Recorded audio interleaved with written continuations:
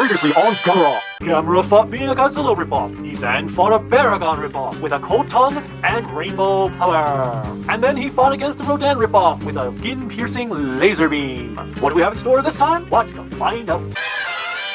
Gamera! Gamera is really neat. Gamera is filled with meat. We've been eating Gamera. Welcome. I am the Kaiju no Kami, and today we're going to be looking at Gamera vs. Virus. Gamera vs. Gyaos had come and gone with positive results, and as such, Noriaki Yuasa was instantly hired to direct the fourth installment of the franchise, Gamera vs. Virus. Wrong type of virus. What's wrong with you? Nothing, no. No, still not right. This virus was a giant squid monster. No, seriously, this is Virus. I think. Sort of. It's kind of confusing as it's never really explained all that well. Gamera vs. Virus kicks off with a swarm of giant bees in search for some Honey Nut Cheerios. Okay, the bees are actually just a spaceship that looks like a bee thorax and stinger. This ship is attacked by Gamera, who appears to be very tired by the look of his bloodshot eyes. He says hi to Tom Servo and Crow before blowing them up. From there, we meet our two main Boy Scouts, literally, Masao and Jim. These little troublemakers are played by Toru Takasuka and Carl Craig. Oh, Kojiro Hongo returns to play their scout master leader guy, Shimida, but that is about the only reason this guy gets a mention. The whole movie is centered around these kids, and those are the only characters that truly matter. Anyway, Masao and Jim alter the controls of a mini sub at the lab they are visiting, which makes it hard for the professor and Shimida to enjoy their fun.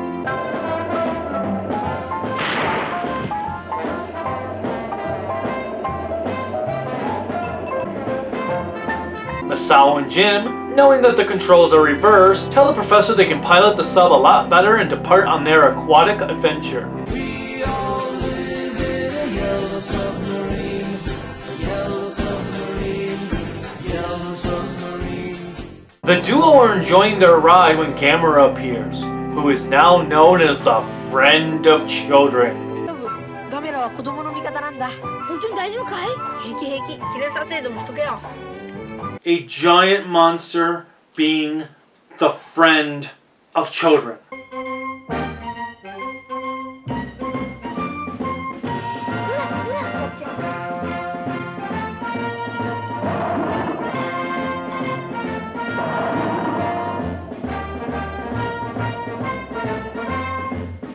Oh, I guess it can happen. Well, what do I know? A new bee ship arrives on Earth and entraps Gamera in a force field of sorts. Gamera shocks himself stupid to help the kids escape the prison.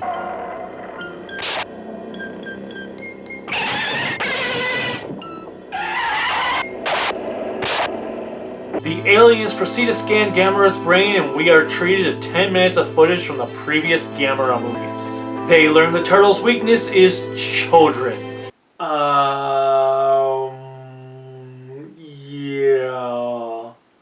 Gamera is freed and pursues the ship until the aliens kidnap Jim and Masao. They then give Gamera an ultimatum: cease his attack or the kids die. Gamera halts his assault while the aliens teleport the duo into their ship. Jim and Masao wake up to witness a group of doctors?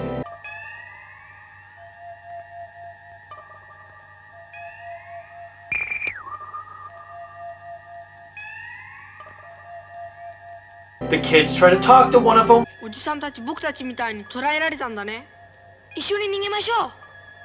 But Daiei's budget couldn't afford to give them speaking roles, so he remains silent. They follow the strange man into a room where they witness them attaching a brain control device onto Gamera's head. Next, the kids head to another part of the ship and are treated to whatever type of food they ask for by the ship's computer. この宇宙船はテレパシーで動くようになってるんだ。じゃあ、ここから逃げるためにパラシュート出してくれ。あいつらをやっつける武器をくれ。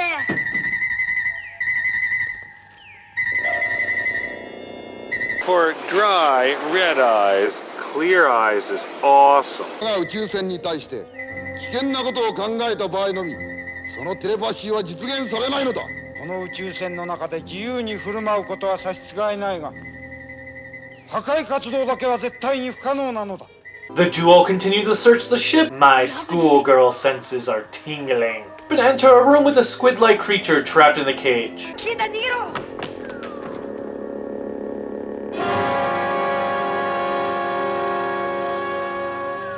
They head out to find a way to free the creature. Jim lassos one of the goons.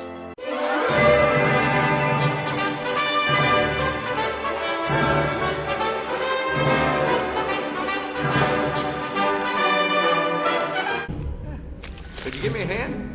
I'm kidding. All right, I'll go get it. This act of treason causes the children to lose their freedom. Of course, this only lasts a short while before Jim lassos them free. In the meantime, we are treated to the aliens attacking Japan with some stock footage. No! Masao's sister contacts the captured duo and informs them that the UN is going to decide whether or not they should surrender to the aliens. How rich are these kids? Indy and Masao make the decision to let themselves be sacrificed, which then generates this. Jim! Oh, Jim! Oh, Jim! Oh, Jim! I'm sorry. Let me see that again. Jim! Oh, Jim! Oh, Jim! Oh, Jim!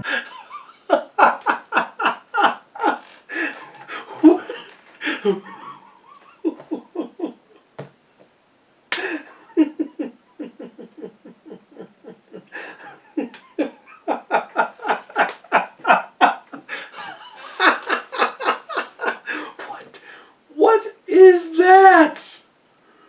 What kind of acting do you call that?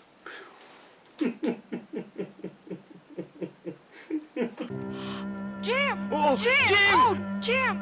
Oh, Jim! Never do it, Slim Jim. In an unrealistic manner, the UN decides the lives of 2 children are far more important than the entire planet. That's right, you heard it here first. The lives of 2 insignificant children are far more important than the billions of other lives on the planet.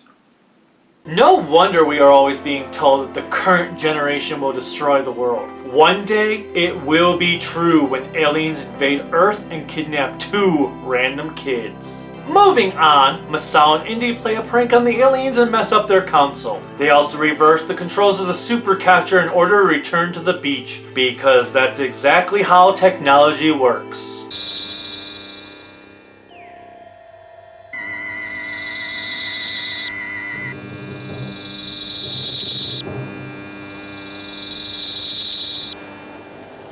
Gamera is finally freed from their control and attacks the ship. Masao and Indy watch the aliens confront the giant squid, who turns out to be their leader. Now, what isn't really clear here is whether or not he himself is called Viras, or if that is the name of their race, or something else. Either way, Daiei identifies him as Viras, so I will do the same. Viras merges with the rest of his men in order to grow big.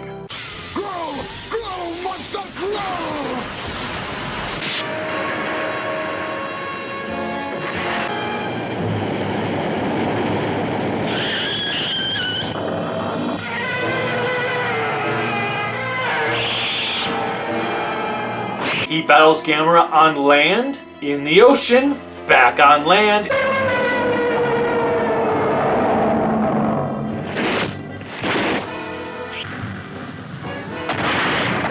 Now that's using your head. And finally to the sky where he is frozen.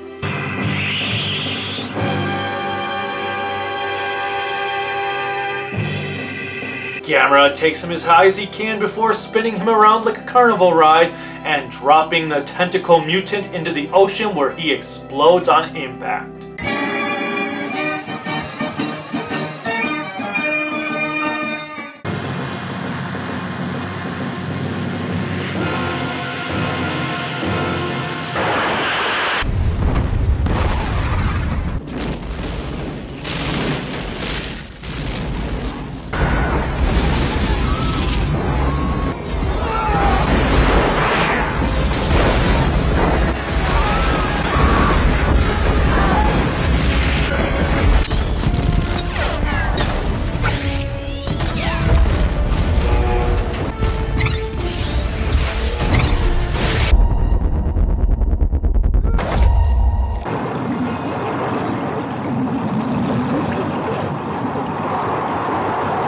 is well again and Gamera flies off.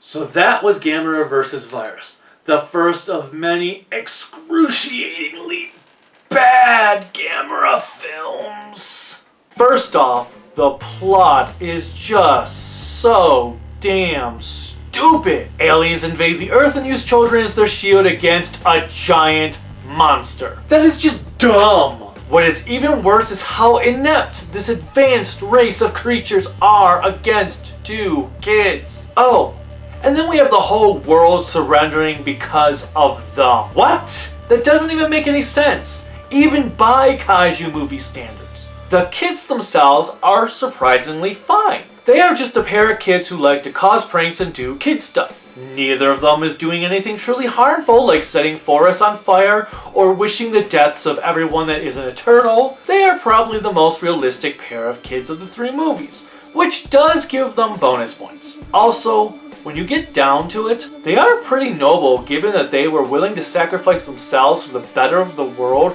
regardless of what the UN decided. So overall, they are a pretty likable pair. There are other characters around, such as Shimida and Masao's sister, but they are so pointless to the main plot there isn't anything worth mentioning. In fact, I swear that Mariko is only there because they needed some sort of female character around. Although, upon thinking about it, she never actually meets Viras, so we can't really use a tentacle and schoolgirl joke right there, really. Darn. The effects are pretty non-existent considering the vast majority of the movie is all stock footage. There's a really cool poster that shows Gamera slamming Viras into a building head first, which is not present at all. In fact, they never even fight in the city, just on a beach with a single building around and a bit in the water and in the sky. The battle in space at the beginning of the movie is kinda cool, I guess. Gamera remains nearly identical to the last few movies, although he does look a little less pancakey. I think that just has to do with how little we actually see of him on all fours though. Viras, thankfully, is pretty awesome looking. I actually really like the idea of a space squid, and it is a shame he wasn't given better treatment. Unfortunately, he feels more like an Ultraman villain than a Gamera one. Nevertheless, I do love the execution used for him, especially when he starts to use his head as a weapon. The only aspect that does not work are the two tentacles that you can tell are clearly the suit actor's legs. It does take away from the monster's believability, but at least they aren't always like that when they go into flying mode. Kenjiro Hirose provided the score, and it is one of the most cringe-inducing scores out there with its horrible sounding theme song.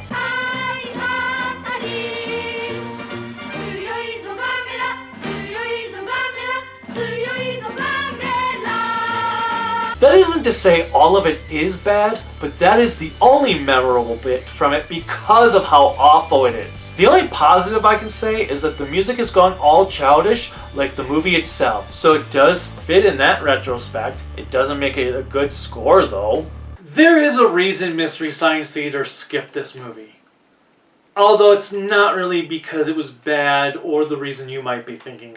Nevertheless, this movie is really, really bad. Thankfully, it is insultingly bad to the viewer, but there is no reason to watch this unless you are watching the entire Gamera franchise. I need to watch something else instead, something that's good again. Until next time, bye.